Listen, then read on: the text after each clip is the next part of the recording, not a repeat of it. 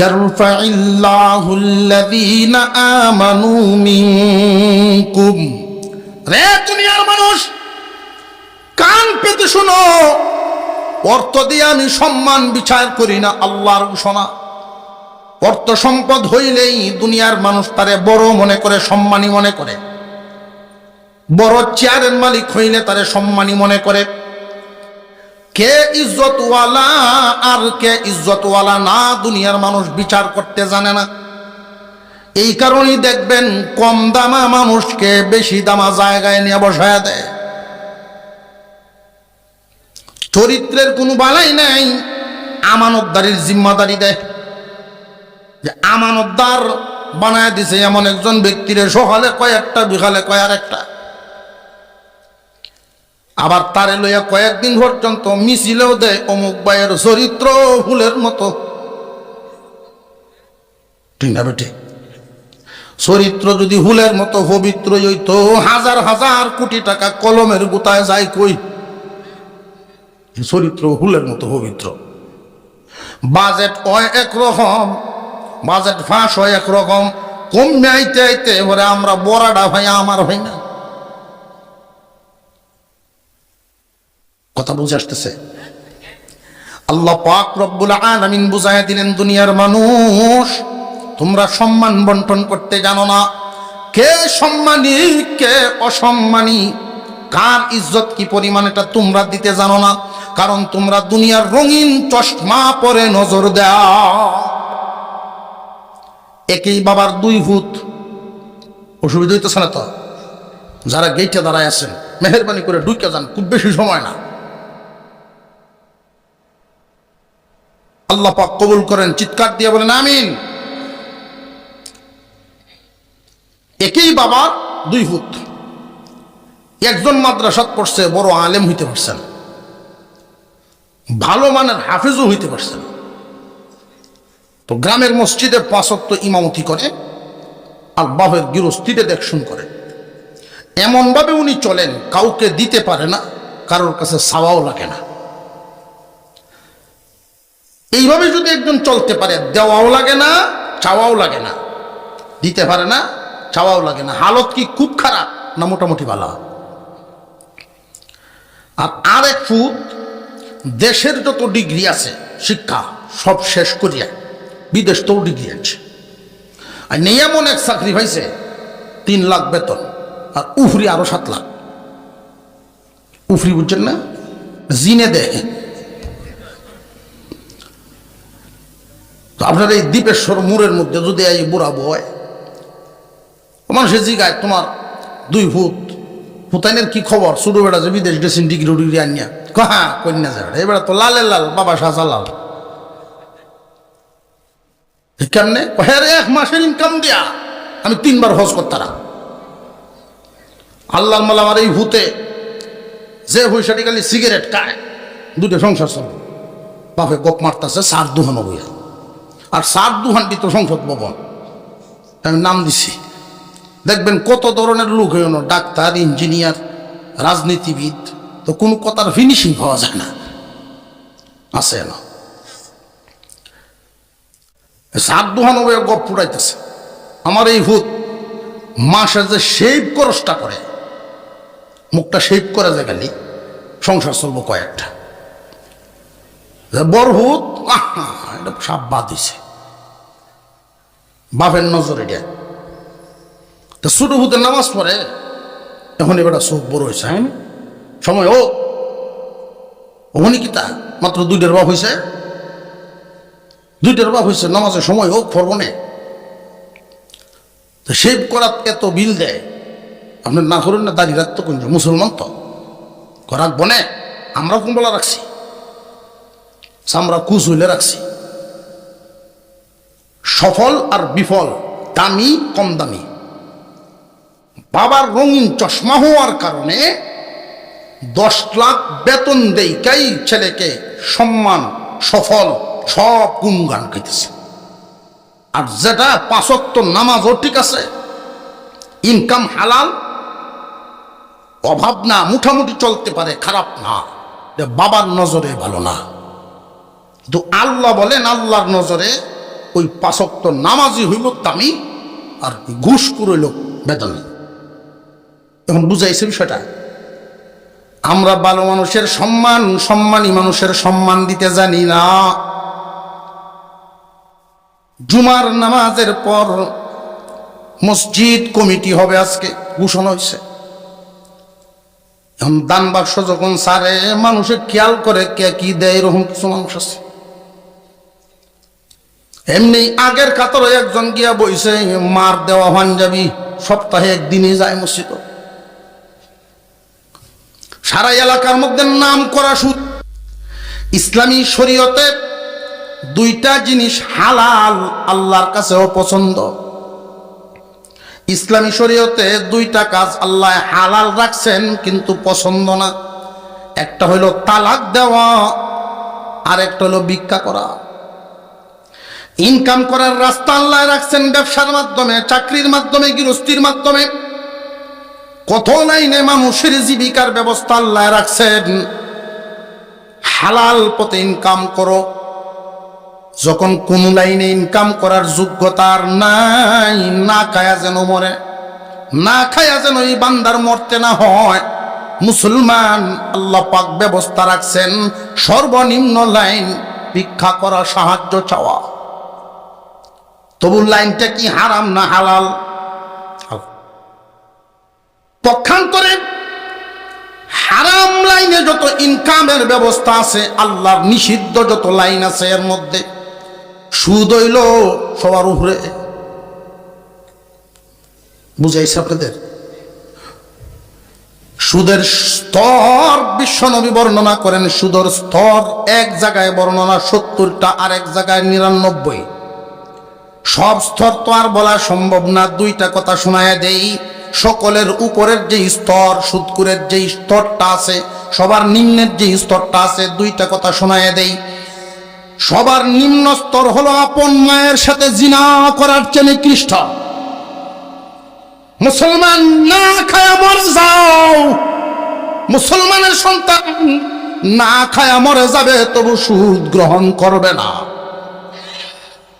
মুসলমান আজকে রন্দে রন্দে ঢুকে গেছে।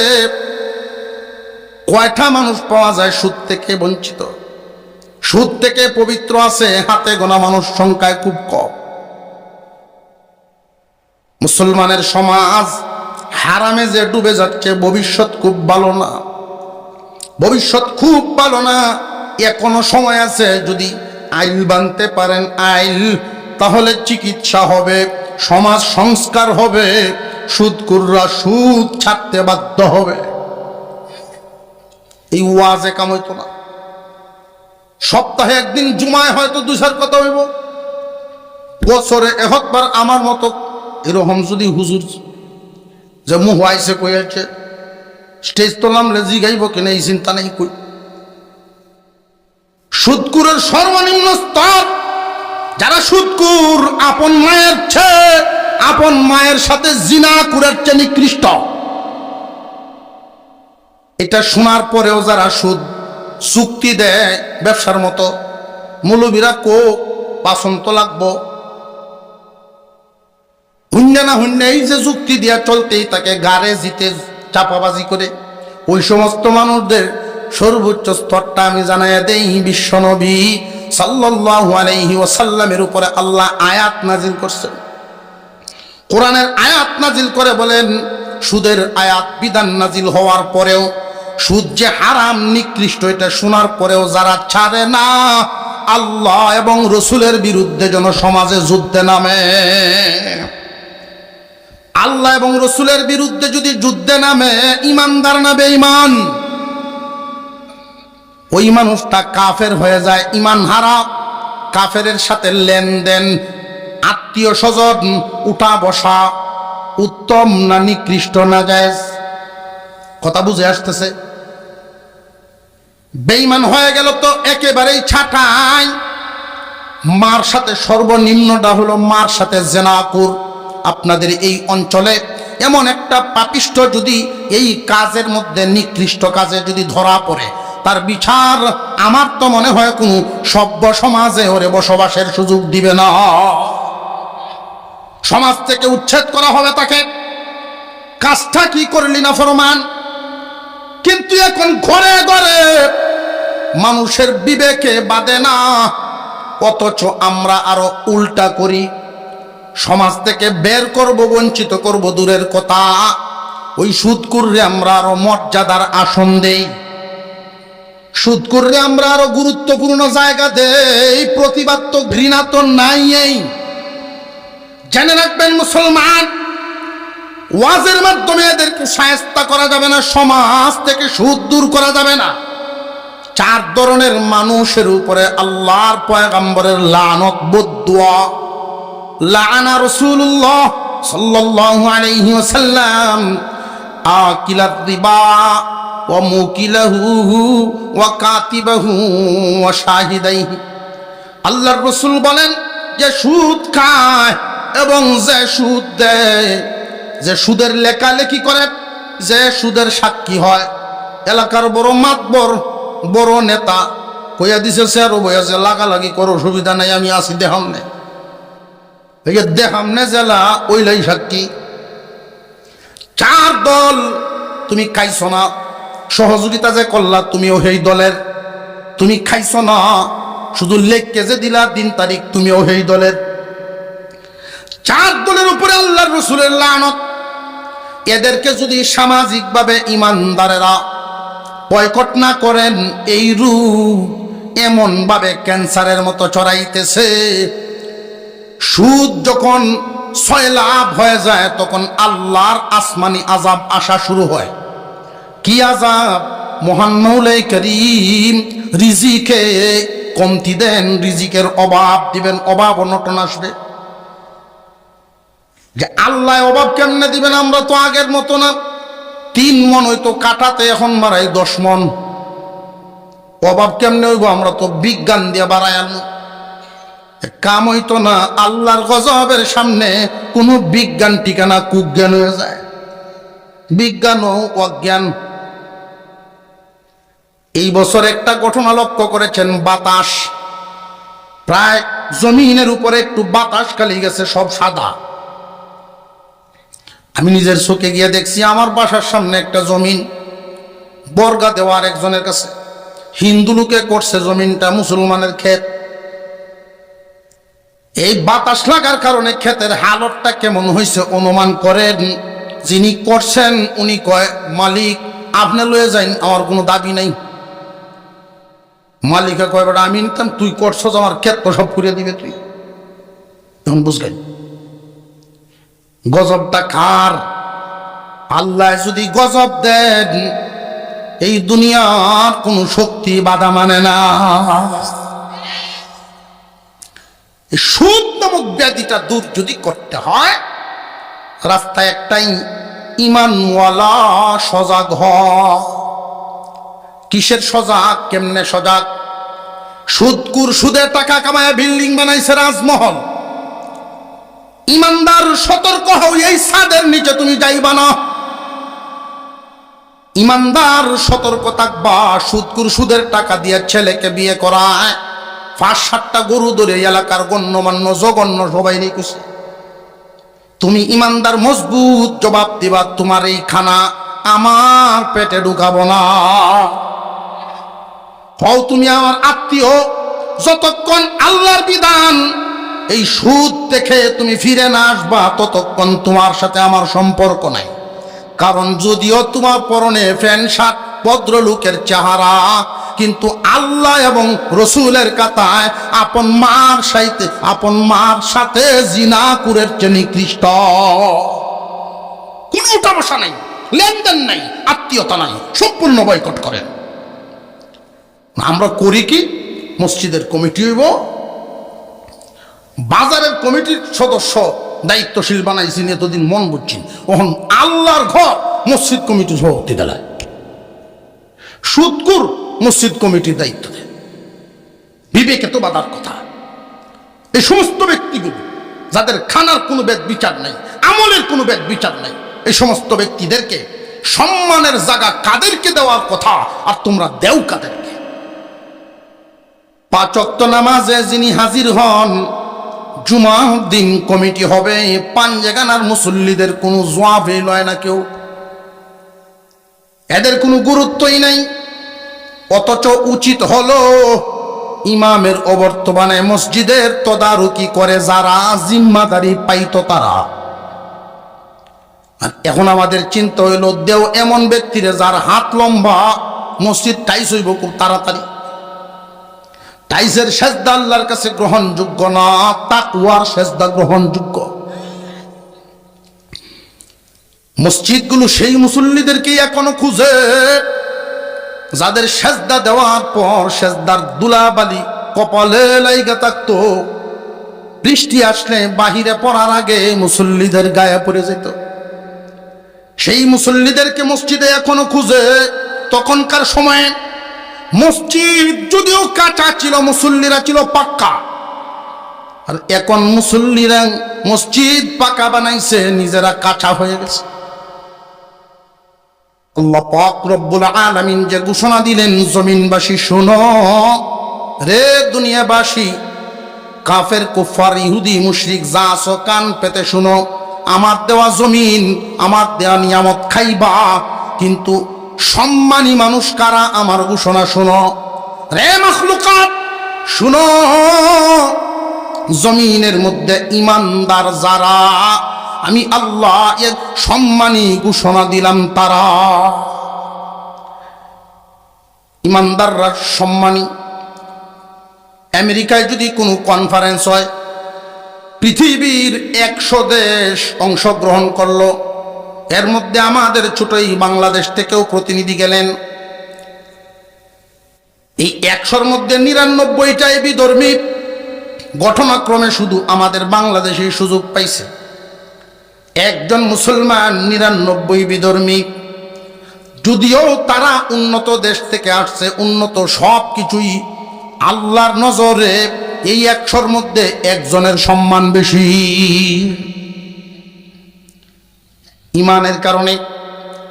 ইমান এমন এক দৌলতের নাম, কিয়ামতের কঠিন ময়দানে ইমানের টিকিট জমা দিবেন, জান্নাতের টিকিট পাওয়া যাইবেন। এখন আসেন আরেক কথায়। ইমানদাররা তো দামি পাইলাম জমিনের মধ্যে, ইমানদার সব মর্যাদাবান। এখনের কথাটা হইল সবাইকে নিয়ে না, ইমানদাররা শোনো, তোমাদেরকে মর্যাদা সম্মান দান করলাম তামাম পৃথিবীর অন্যান্য জাতির মধ্যে, তবে তোমাদের মধ্যে সম্মানী আর একটা দল আছে, ইমানদার।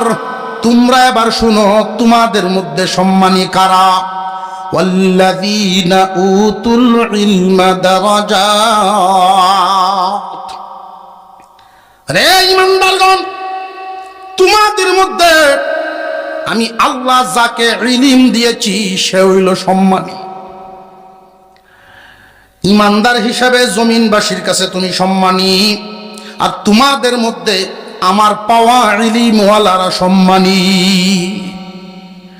ইলম চাইলেই কেউ পায় না, আল্লাহর দেওয়ার জন্য আল্লাহ বলেন, আমি যারে ইলম দিছি, যে ইলম পাইছে, যে ইলম কামাইছে, এভাবে বলেন নাই। আমি আল্লাহ যাকে ইলম দিলাম, আমি যারে ইলম দিলাম, আমার দেওয়া ইলম যে পাইছে, তোমাদের মধ্যে সে সম্মানী। এই কথাটা আমরা ভুলে যাই। ভুলে যাওয়ার কারণে অনেক সময় লক্ষ্য করে দেখবেন, কেউ যদি চায় আলেমকে চালাইব, সে বুকার রাজ্যে বাস করে। যারা আলেম ওলামাদেরকে মঞ্চে যখন কথা বলতে দেয় না, মিম্বরে হক কথা বললে তার গায়ে জাল লাগে। ক্ষমতার দাপটে মুখ বন্ধ করতে চায়, ঘাড় মটকায়া ধরতে চায়, জেল হাজতে কাটাইতে চায়। জেনে রাখবেন, ইলম এমন এক দৌলতের নাম, একজন ইলমওয়ালার ঘাড় মটকাতে পারবেন, এইখান থেকে ঝরে যাওয়া রক্ত থেকে হাজার হাজার ইলমওয়ালা দাঁড়ায়া যাইব। বরং ইমানদার, তুমি যদি ইমানদার হয়ে থাকো, আলেম উলামাদেরকে সম্মান করতে তুমি বাধ্য। কেন? আব্বাস রাদিয়াল্লাহু তাআলা আনহু হুজুর সাল্লাল্লাহু আলাইহি ওয়াসাল্লাম আমার আপনার পয়গম্বরের আপন চাচা। চাচা কি রিশতায় ছোট না বড়? ঘুমাই গেছেন আপনারা? রিশতায় বড়। একজনে আয়াজি গাইছেন, আব্বাস আপনি বড় না মুহাম্মদ বড়? কথাটা মনে রাখবেন। ও আব্বাস আপনি বড় না মুহাম্মদ বড়? আব্বাস রাদিয়াল্লাহু তাআলা আনহু যেই জবাবটা দিয়েছিলেন, কিয়ামত পর্যন্ত ঈমানদারের জন্য এটা সবক। আব্বাস রাদিয়াল্লাহু তাআলা আনহু জবাব দিয়েছেন, শুনো, মুহাম্মদ অনেক বড়, মুহাম্মদ আমার চাইতে অনেক অনেক বড়, কিন্তু বয়স আমার বেশি। উনি বুঝাইলেন, বয়সে মানুষ বড় হয় না, বড় হয় ইলিম আমলে। ইলিমে এবং আমলে মানুষ বড় হয়। যদি দেখেন আপনার বংশের সবচেয়ে গরিব মানুষ যে আপনার বাড়িতে এক সময় কাজ করত, তার ভূত হাফেজ আলেম হয়ে উঠছে। মসজিদে গেলেন, তসবি ভরে ভরে লাঠির বট দিয়ে রিটায়ার আইসুন। মসজিদে গিয়ে যখন দেখেন যে ইমাম নাই, এই ছেলেটা দাঁড়াইছে, সকলে করতেছে, বাবা তুমি যাও। ও কেলাইলা, এটা আপনার বংশের এই অমুখের করে ও চল্লের ভূত। অর্থাৎ মনে মানতাছে না, তার ভিসে খার হইতো। মনে যে মানতাছে না, ইজ্জত কি দিল না মনে মনে মানতাছে না। জেনে রাখবেন, জেনে রাখবেন, এই জমিনে আল্লাহ যারে যেটা দেয়, মহান আল্লাহ যাতে যেটা দেন, এটা যদি কেউ না মানে, আল্লাহর কি কমতি হইব না? যারে দিছে তার কমতি হইব। যারে দিছেন তারও কমতি নাই, আল্লাহ যে দিছেন আল্লাহরও কোনো কমতি নাই। মাঝখানে তোমার অন্তর যে এইরকম রুগী হইল, তোমার কমতি হবে। রে বান্দা, আল্লাহ দিয়েছেন সম্মান, আর তোমার মনে মানে না, এতে বোঝা গেল আল্লাহর ফয়সালায় তুমি খুশি না, আল্লাহর সিদ্ধান্তে তুমি খুশি না, তোমার মন মতো হইছে না, তোমার মনের চিকিৎসা করা দরকার। মুসলমান ভাইরা আমার, ইলিমওয়ালা যারা, আলেম ওলামা যারা থাকবেন, খুব ভালো করে মনে রাখবেন, সারা জীবন ভর তিনটা কথাই আমার আজকের সবক। আলোচনার সর্বশেষ সবক হলো তিন কথা। এক নাম্বার, সম্মান কাকে দিবেন না দিবেন, দুনিয়ার রং চশমা ফালাইয়া বিবেকের চশমা দিয়ে দেখবেন। আসলটা বুঝতে হবে, আসলে সম্মানী কে? মুসলমানি দিনদারির আঙ্গিকে দিনের রঙে রঙাইয়া সম্মান অসম্মান বুঝবেন। এক নাম্বার, আলেমকে তাজিম করা। মনে থাকবনি, আল্লাহর আওয়াজ দুইজনে কইছে মাত্র, বাকিরা রাজি না। আলেমকে তাজিম করার দরকার আছে না নাই? কেন যে আছে এটাও বইলা দেই। এই দুনিয়ার জমিনে আলেমকে তুমি যেভাবেই দেখো না কেন, কিয়ামতের দিন মহান আল্লাহ পাক তার মর্যাদা ঘোষণা দিবেন। ক্বালান নবী সাল্লাল্লাহু আলাইহি ওয়াসাল্লাম, ইয়াশফাউ ইয়াউমাল কিয়ামাতি সালাসা, আল আম্বিয়া সুম্মাল উলামা সুম্মাশ শুহাদা। তিন দল মানুষ হাসরের মাঠে সুপারিশ করার ইজাজত পাইবেন। কন্যা সুবহানাল্লাহ। তথ্যর করে কাঁপবে মানুষ, ইয়া নাফসি ইয়া নাফসি পড়তে থাকবে। ওই সময় আল্লাহর পক্ষ থেকে তিন দল সুপারিশের অনুমতি পাবে। সুপারিশ করেন, জাহান্নামীদেরকে জান্নাতে নিয়ে যাও। কেমন জাহান্নামী? যাদের বিরুদ্ধে রায় হয়ে গেছে 1 কোটি বছর,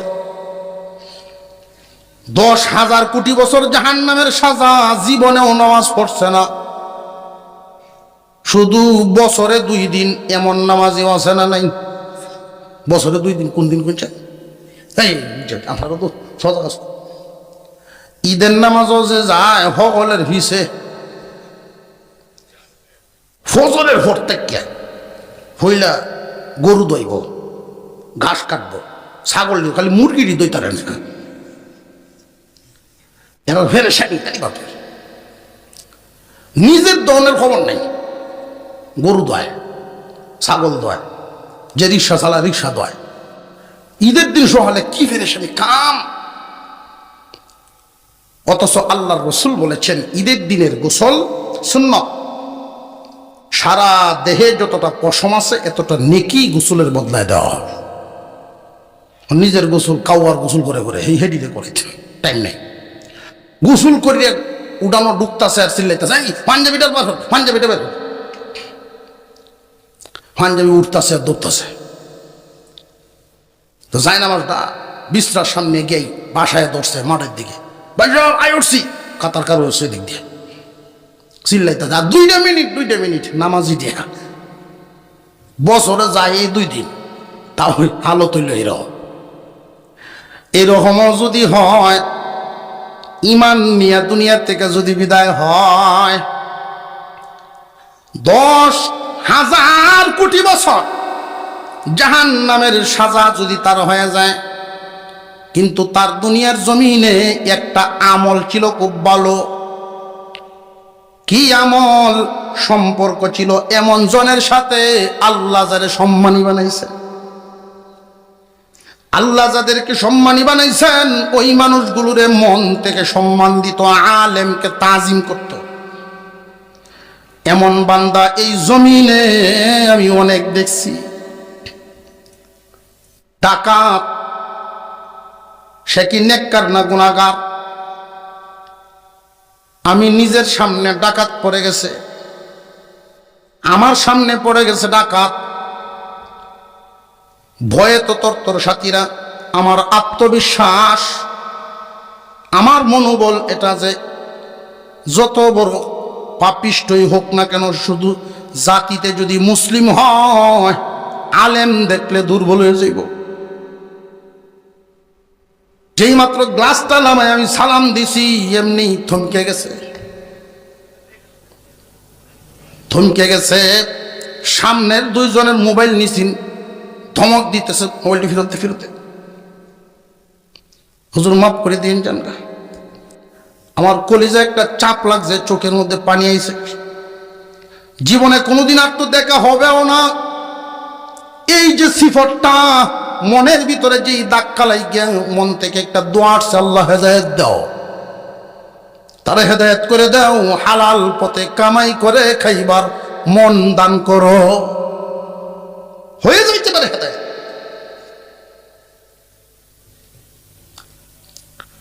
রক্তের সম্পর্কে সুপারিশ নসিব হবে না, মনের সম্পর্কে হবে।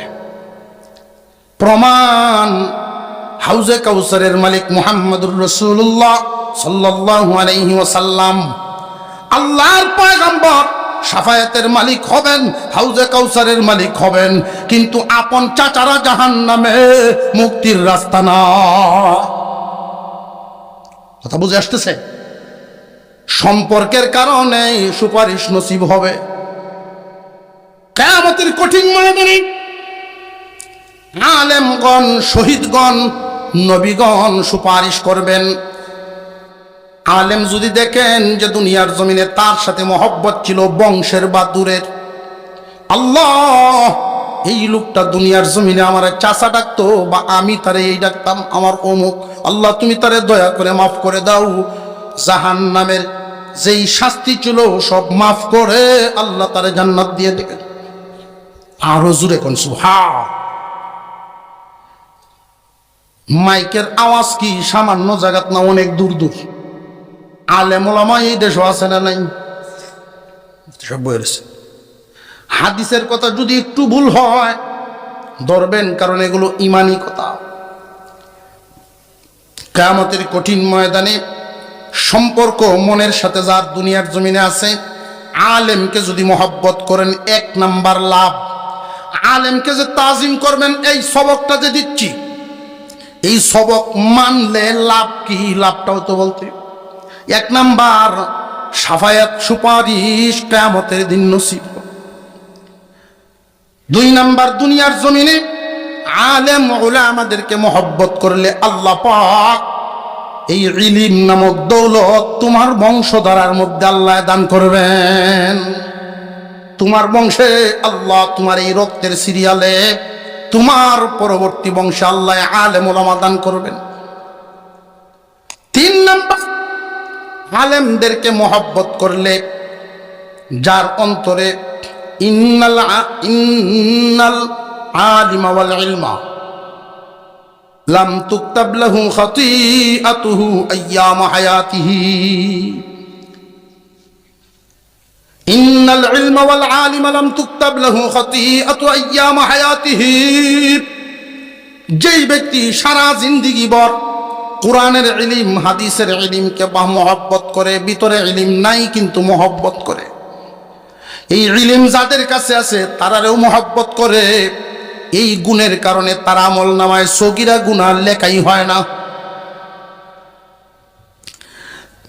4 নাম্বার লাভ, আল্লাহর এই বান্দা আলেম উলামার পাগল, আলেমকে তাজিম করনেওয়ালা, এই আদবওয়ালা বান্দা যেই দিন দুনিয়া থেকে বিদায় হবে, আল্লাহর পক্ষ থেকে যেই পুরস্কারটা সে পাবে, ইমানের সাথে মৌত হবে।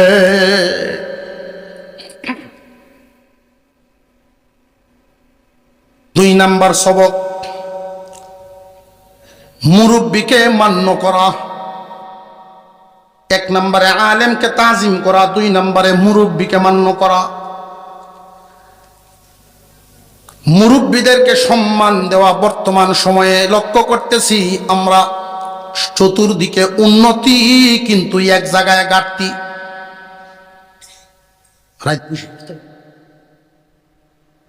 পড়াশোনার ভাবে বোঝা যাইতেছে, সন্তর কিছুক্ষণ। এমন একটা সময় ছিল আমাদের সমাজে, আমি নিজেও স্কুলে যখন যাইতাম ইউনিফর্ম তো শর্ত না, শার্ট লুঙ্গি পিনতে গেছি। আর এখন কি এটা পাওয়া যাব? কত উন্নতি হয়েছে, বুট শু, পোশাক আশাক, ব্যাগ। আর বাপু পয়সা হলো হইলো গাড়ি তুলে দিব। যে স্কুলে পড়তাম 1 2 গাছের তলে, জাম গাছের তলে, জাম গাছের তলে ক্লাস করছে 1 2 3 4 5 টিনের সাল। যদি তুফান আইছে, তুফানের দিনই বুঝতাম এই রাইত হিটার হয়েছে যে স্কুল মনে হয় নেই। ঠিক এই 3 গাঁও সেদিকে বাতাসে উড়ায় নেওয়া হচ্ছে। তো এই এলাকাবাসী সকলে মিললে গিয়ে সাল আবার আনতো, কারণ আমরা শিক্ষা প্রতিষ্ঠান, শিক্ষা জাতির মেরুদণ্ড, তো সিধারণ লাগবে। মেরুদণ্ড ঠিক করার লাগে গড়াই নেওয়ার ঠিক কর। যুবক জেনে রাখবেন, খুব মনোযোগ, কিশোর যারা, যুবক যারা, এই পৃথিবীর জমিনের উপরে যারা হাঁটা চড়া করে, জমিনের পিঠের উপরে যারা চলে, আদবওয়ালা মুআদ্দব মুরব্বীদের দোয়া যার উপরে থাকে, বড়দের দোয়া নেক নজর যার উপরে থাকে, ওই মানুষটা যখন জমিনের উপরে চলাফেরা করে, জমিন বড় আরাম পায়, আরাম পায়, আদবওয়ালাকে বহন করে। এই মানুষটা আল্লাহ পাক রব্বুল আলামিন তার কাঙ্ক্ষিত লক্ষ্যে এমন ভাবে উঠাইবেন, আদবওয়ালা মানুষ আল্লাহর সাহায্যে সম্মানী হয়ে যায়। আর বেয়াদব মাহরুম আজ ফজলে রব, বেয়াদব তো আল্লাহর রহম ফজল থেকে বঞ্চিত। আল্লাহ পাক রব্বুল আলামিন মানুষের অন্তরটাকে দেখেন, যার অন্তর বেয়াদব, আন্তরিকভাবে এরকম পারিবারিক শিক্ষা সে পায় নাই। আমরা এখানে যারা আছি, কারোর সন্তানাদি আছে, কারোর ভবিষ্যতে হবে, কান পেতে শুনে রাখেন, কয়দিন সন্তানকে নিয়ে পাশাপাশি বৈশাই তালিম দিছেন, বাবা রে জীবনে কোনো দিন তোমার বড়জনের সাথে, গুরুজনের সাথে বেয়াদবি করবা না, কয়দিন দিছেন। গরুর একটা বাছুর লালন পালন করলেও তো এর পিছনে সময় দেওয়ান লাগে, মেহনত করন লাগে। মানুষের বাচ্চা আশরাফুল মাখলুকাত, তারে তো শিষ্টাচারিতা, পারিবারিক শিক্ষা কিছু দেওয়ার প্রয়োজন। বড়দের সাথে আচরণ কেমন হবে? হাকিম লোকমান তার সন্তানকে যে নসিহত গুলো করছিলেন, মহান আল্লাহর কাছে এটা এমন পছন্দ হয়েছে, আল্লাহ পাক আয়াত বানাইয়া কুরআনুল কারীমে নাজিল করে দিছেন। সন্তানকে যদি আপনি বলেন বাবা জীবনে কোনো দিন হারাম খাইবা না, প্রয়োজনে একবার খায়া উবাস থাকো, এই কথাটা 2 বার 3 বার যদি বাবা হিসাবে সন্তানকে বইলা যান ওসিয়তের মতো, এই সন্তান আপনার কথাটা দিলের ভিতরে এমন ভাবে বসাইবে 100 ওয়াজে গেলেও এই এত মজবুত করে তার অন্তরে কথা বসবে না, বাবারটা ভূতের অন্তরে যেমনে বইব। আপনি মারা গেলেও কবরের পাশে দাঁড়াইবে আর চোখ দিয়া পানি পড়বে, আমার আব্বাই বলতো উবাস থাকবে তবু হারাম খাইস না ভূত। আপনার নসিহত, সন্তান সুসন্তান হবে। আমরা তো আমাদের সন্তানদেরকে জন্ম দেই, কাপড় চুপড় দেই, পড়াশোনা করাই, কিন্তু এদেরকে মানুষ হওয়ার প্রশিক্ষণ পারিবারিকভাবে না। মুসলমান ভাইয়েরা আমার, খুব মনোযোগ, ছোট্ট একটা ঘটনা বলেই আলোচনা শেষের দিকে নিয়ে আসব। ভারতবর্ষে একজন আলেম ছিলেন, ওনার নাম আব্দুর রহিম রায়পুরী রহমতুল্লাহি আলাইহি। আব্দুর রহিম রায়পুরী হাজার হাজার মুরিদের পীর। রায়পুরী রহমতুল্লাহি আলাইহি উনার পীর মারা গেলেন। পীরেরও তো পীর আছেন। পীর মানে কি, এই মানেটা ওইটু কইয়া দেই। পীর শব্দের অর্থ হইল মুরব্বী। পীর অর্থ মুরব্বী, বুড়া। পীর অর্থ মুরব্বী, মুরব্বী ধরন। তাসাউফের লাইনে একটা কথা আছে, যার মুরব্বী নাই শয়তান তার মুরব্বী বন্যা যায়। এই জন্য আপনার যারে পছন্দ হয় এইরকম একজন হক্কানি পীরের সাথে সম্পর্ক রাখবেন। কেন? পীরে পার করে দেব পরপারে যে অসম্ভব, পীরে পরকালে পার করে দিবে এই নিয়তে না। নিয়তটা কি? যে দুনিয়াবি আখিরাতের যত কাজ কাম যতটুকুন সম্ভব মুরব্বির সাথে পরামর্শ করুন। পরামর্শ করলে সঠিক সিদ্ধান্ত, রাস্তা বের হয়। উনি আপনাকে রাস্তা দেখে। আপনার যেই কাজটা সুন্দর না, উনার সোহবতে গেলে একই কাজ সুন্দর হবে। ঘর বানাইবেন, উনার সাথে পরামর্শ করলে উনি বুদ্ধি দিব, বাবারে দরজাগুলো পূর্ব দিকে বা দক্ষিণ দিকে, 2 দিক থেকে একদিকে রাইকো, কারণ সূর্যের আলো ঢুকবে তোমার ঘরের ভিতরে। সূর্যের আলোর কারণে সবকিছু, যেহেতু সূর্যের আলোতে শুকাইব, রোগ বালাই থেকে বাঁচা থাকবো। এই পরামর্শটি পাওয়া যায়। কিন্তু জমিনের অনেক মানুষ পীর ধরে পারনির লেখা, তা বুঝাইতেছে এরকম মানুষ আছে না?